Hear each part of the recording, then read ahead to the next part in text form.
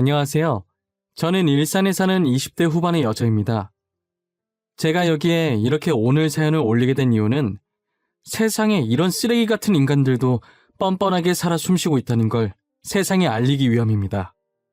저희 집은 어렸을 때 아버지가 병으로 세상을 떠나시고 어머니 혼자서 저희를 키우셨어요. 어머니는 본인이 먹고 입는 데에 들어가는 것을 아껴서 다 저희에게 쏟아 부으셨어요. 본인 옷은 항상 찢어져도 손수 바느질해서 꿰매어 입으셨고 먹는 것도 배가 고파서 더 이상 못 버틸 때 드셨어요. 그렇게 아끼고 아껴서 저희에겐 새 것들만 사주셨어요. 그런 저희 집에서 저와 2살 차이인 언니는 집안의 유일한 자랑이었어요.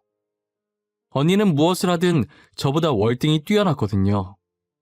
외모면 외모, 성적이면 성적, 뭐 하나 빠지는 곳이 없었죠. 학교에서 시험만 치면 늘 전교 1등 자리에서 내려오지 않았어요.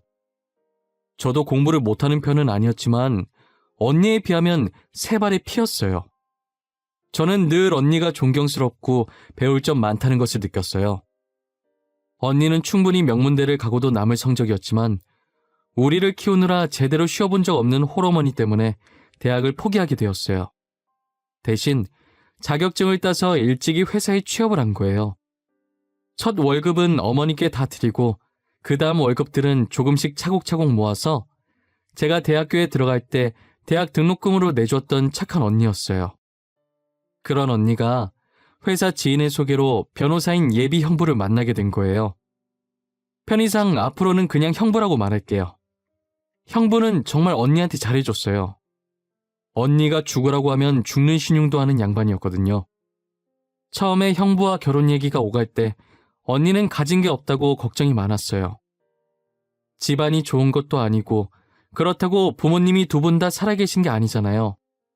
혹시나 시댁에서 집안도 별로고 홀어머니 밑에서 자란 니까짓게 감히 우리 잘난 변호사 아들 데려간다고 싫어하지 않을까 매일같이 걱정했어요. 하지만 이때까지 했던 걱정들이 다 쓸데없는 짓이었던 거예요. 형부도 홀어머니 밑에서 크셨고 처음부터 좋은 형편은 아니셨대요.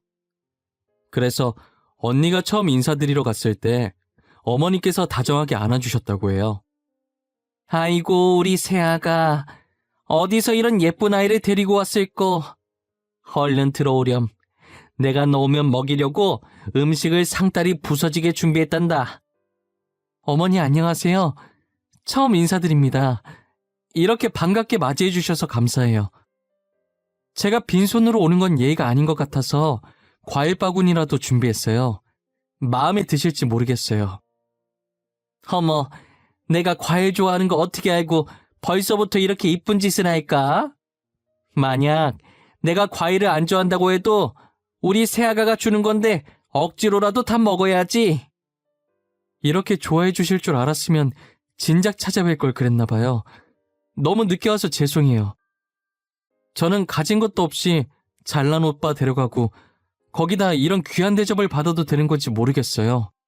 그게 무슨 소리니? 못난 우리 아들 너같이 착한 애가 데려가줘서 나야 너무 고맙지.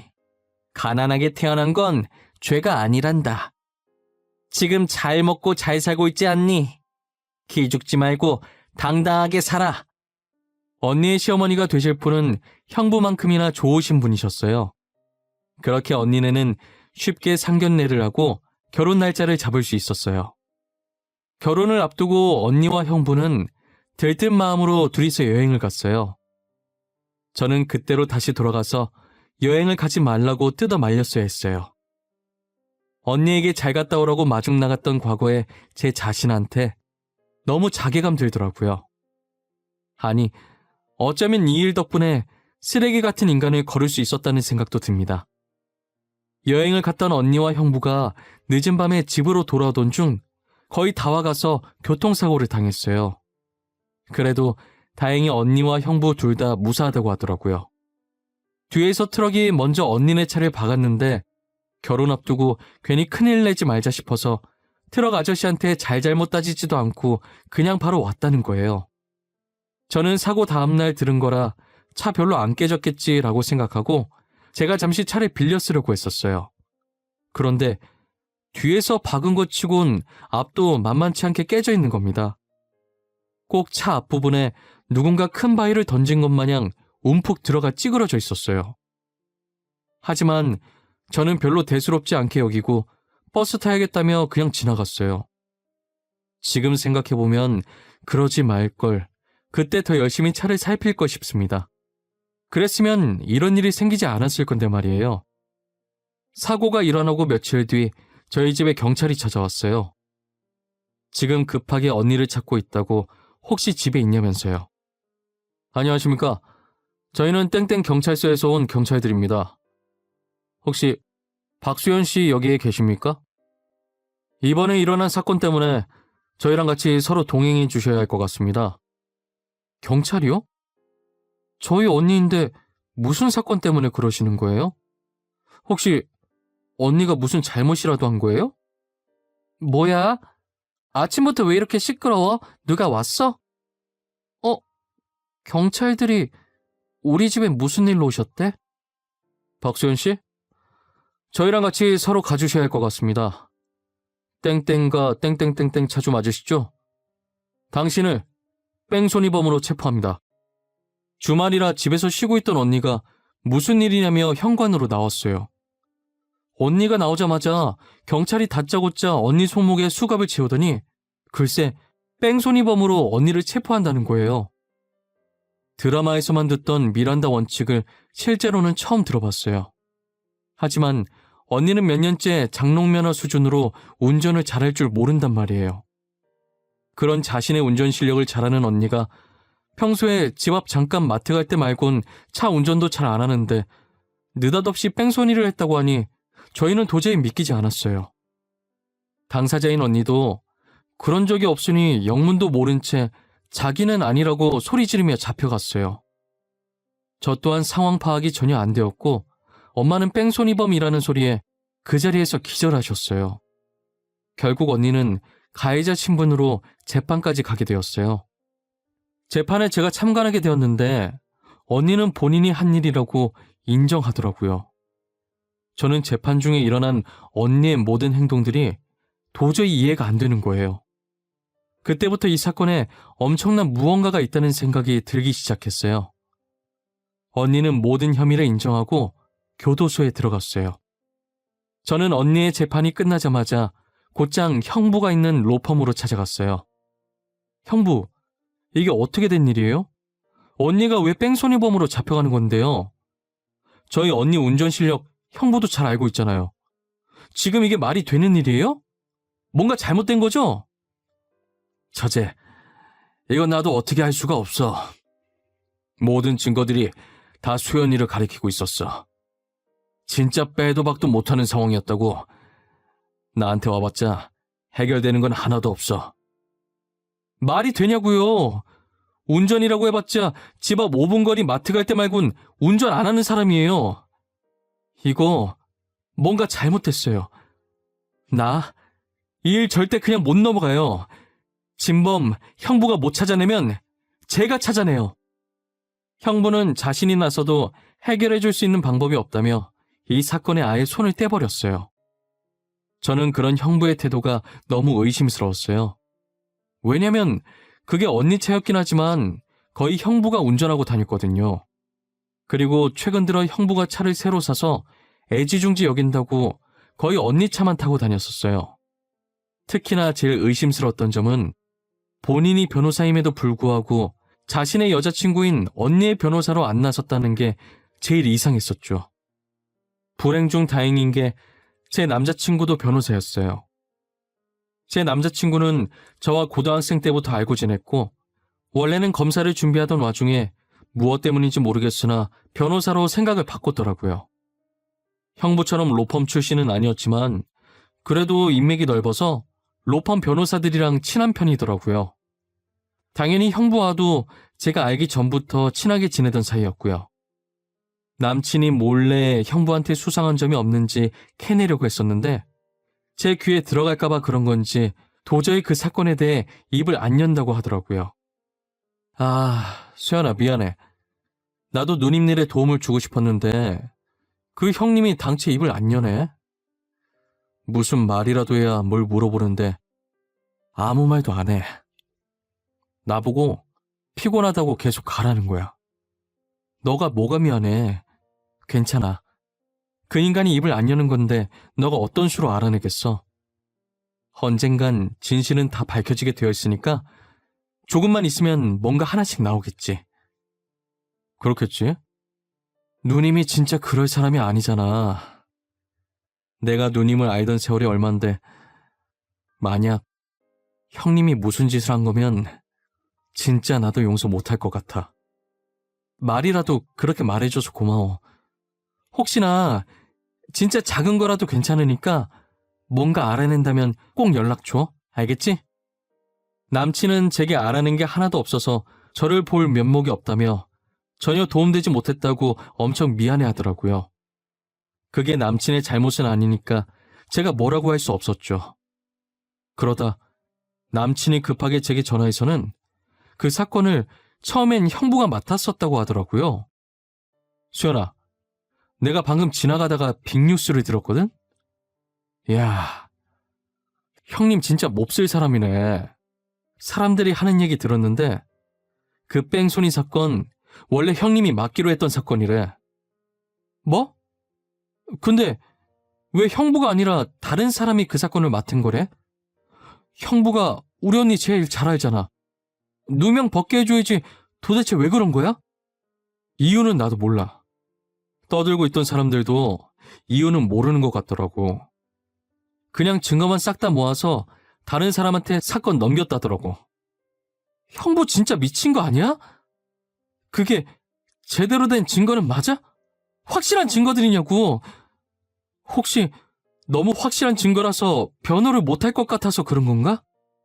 그것까진 모르겠어. 근데 형님은 하필 증거를 넘겨도 그런 사람한테 넘기냐?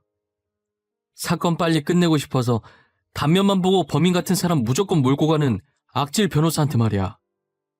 여자친구 대변도 안 해준 것도 모자라 거기다 귀찮아서 사건 빨리 끝내려고 제대로 일도 안 하는 변호사한테 자기 여자친구 사건을 넘기다니요.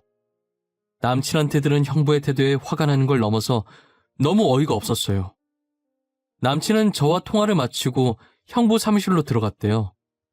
애초에 형부한테 서류 줄 게 있어서 가던 길에 그 얘기를 듣고 저한테 바로 연락했다고 하더라고요. 들어가니까 형부는 안 보이고 형부 컴퓨터 근처에 떨어진 USB 하나를 발견하게 됐대요. 원래는 들고 나오면 안 되는 건데 뭔가 저걸 지금 챙겨야 한다는 느낌이 너무 강하게 들었다고 해요. 남친은 몰래 그 USB를 챙겨나와 본인 사무실에서 확인해보니 언니 뺑소니 사건 관련 자료들이 들어있었대요. 파일을 클릭해보는데 남친은 순간 너무 놀라서 본인도 모르게 소리를 질렀다고 하더라고요. 그게 단순 사건 자료가 아니라 사건 자료의 원본이었던 거죠. 실제 그날 운전했던 뺑소니 범인은 다름 아닌 형부였어요. 언니 차에 있던 블랙박스 영상을 형부가 들고 있었는데요. 그 영상엔 형부가 운전했다는 증거들이 있었어요. 자기야, 나 노래 틀어도 돼? 자기 운전 방해 안 되게 소리 작게 해서 틀게. 지금 이렇게 가는 건 조금 지루하지 않아? 졸릴 수도 있고. 나는 상관없어. 오히려 시끄러운 게 좋지. 자기 말처럼 밤이라 운전하다가 졸 수도 있는 거니까. 신나는 거 들으면서 가자. 잠이 깜짝 놀라서 확 달아나게. 좋아. 내가 그럴 줄 알고 아주 신나는 노래들로 리스트 뽑아놨지요. 잠이 올 새도 없을 거야. 내가 다 쫓아낼 거니까. 영상엔 이런 대화가 있었는데 형부가 이걸 프로그램으로 음성을 살짝 바꿔서 조작했더라고요. 누가 들으면 정말 언니가 운전했다고 믿을 정도였어요. 저도 재판장에서 증거 영상으로 조작된 영상을 들었을 때 초반에 대충 듣고 솔직히 언니가 진짜 범인이었구나 싶었던 적이 잠깐 있었거든요. 하지만 들으면 들을수록 어딘가 살짝 실제 언니 목소리랑 다르다고 느꼈었어요. 역시나 형부가 조작해서 만든 증거였더라고요. 형부는 일부러 모든 증거들이 언니를 향하게 다 맞춰놨더라고요. 그래서 범 모르고 힘없는 언니가 쉽게 범인으로 몰릴 수 있었던 거죠. 저는 어떻게 잔인하고 통쾌하게 복수를 해줘야 할까 싶었어요. 남친도 이걸 보더니 사람이 어떻게 그럴 수 있냐고 이건 그냥 넘어가선 안 된다고 했고요. 이 USB는 언제 어떻게 써야 할 카드일까? 잘만 하면 변호사 생활은 무슨 인생까지 한 방에 날아가게 할 수 있는데 말이야. 자기야, 난 자기가 이럴 때마다 무서워. 하지만 이건 형님이 잘못한 거지. 무고한 사람을 이렇게 범죄자로 몰고 가도 되냐고. 형님, 지금 이 사건으로 지은 죄만 몇 개야. 나 그 인간이 지은 죄목들로 모조리 고소해볼까 해. 언니는 착해서 그냥 넘어갔지만 난 절대로 이대로 못 넘어가지. 괘씸한 예비 형부한테 어떻게 복수할지 하루 종일 생각하고 또 생각하면서 남친에게 부탁해서 고소장을 준비했었습니다. 그러나 이게 무슨 일인지 갑자기 경찰서에서 실제 뺑소니범이 나타났다고 하는 겁니다. 저는 형부가 언니한테 미안해서 자수라도 한 줄 알았어요. 그래서 그 소식을 듣고 하던 일 전부 팽개치고 당장 경찰서로 뛰어갔죠. 경찰서에 도착하니 형부가 아닌 웬 처음 보는 남자가 죄송하다며 연신 고개를 숙이더라고요. 선생님, 정말 죄송합니다. 제가 그러면 안 됐는데 저도 너무 무서워서 그랬어요. 먹여 살려야 할 가족들도 있고요. 저 아니면 저희 집 다 굶어 죽어서 잠시 미쳤었나 봐요. 아무리 그래도 이러면 안 됐죠. 아저씨 대신 누명 쓰고 감옥에 가신 분 인생은 어떡합니까? 아저씨 졸음운전 하나 때문에 아무 잘못도 없이 피해본 사람이 지금 몇이에요? 아이고, 죄송합니다. 제가 진짜 입이 10개라도 할 말이 없습니다. 거기 앞에 사람이 있을 거라고는 생각을 못했어요. 정말 죄송합니다. 경찰한테 이게 무슨 말이냐고 소리를 질렀더니 하는 말이 사고 당시 언니 차 뒤에 트럭 운전자가 졸음운전 중이었다는 거예요. 그런데 트럭이 길 건너던 사람을 못 보는 바람에 그 피해자가 튕겨져서 그대로 언니 차 쪽으로 넘어와 버린 거죠. 그런데 언니 차 앞에서 쿵 하고 사람이 부딪히니 범퍼 쪽도 찌그러지고 이 모든 상황에 언니 차를 몰고 있던 형부는 당황했는지 상황도 따지지 않고 자기가 사람을 쳤다고 생각해서 주랭랑을 친 거였어요. 하지만 그날 늦은 밤이라 주변에 목격자도 없었고 트럭 블랙박스는 고장나서 녹화가 안 되고 있었대요. 언니 차도 하필이면 메모리가 꽉 차서 사고가 났던 그 시간엔 녹화가 안 되고 있었죠. 그런데 트럭 기사가 계속 악몽을 꾸고 가만히 있어도 양심이 찔려서 자수를 하게 됐다고 하더라고요. 그래도 다행히 트럭 운전사가 자수한 덕분에 언니는 혐의라도 벗을 수 있었어요. 저는 도대체 왜 언니가 하지도 않은 잘못까지 인정했다고 말했는지 너무 화가 났어요. 언니는 도대체 무슨 생각으로 하지도 않은 짓을 했다고 인정한 거야? 교도소가 무섭지도 않았어? 형부가 운전했었다고 왜 말을 안 해? 내가 경찰서 들어가자마자 모든 증거들이 전부 내가 그랬다고 말하고 있었어. 나도 어떻게 할 방법이 없었어. 그리고 남편도 그러라고 했고. 그냥 내 잘못이구나. 그 생각밖에 안 들더라. 그래도 그렇지 형부가 운전했었다고 말이라도 해봤어야지. 증거들이 조작됐다고 말할 수 있었잖아. 망할 그놈의 거지 같은 사랑이 뭔지. 처음엔 남친 힘들게 변호사 됐는데 인생 망치고 싶지 않았어. 근데 증거 영상을 보고 남친이 작정하고 나를 버렸구나 싶었어. 그때 처음 내가 배신당했다는 걸 알았어.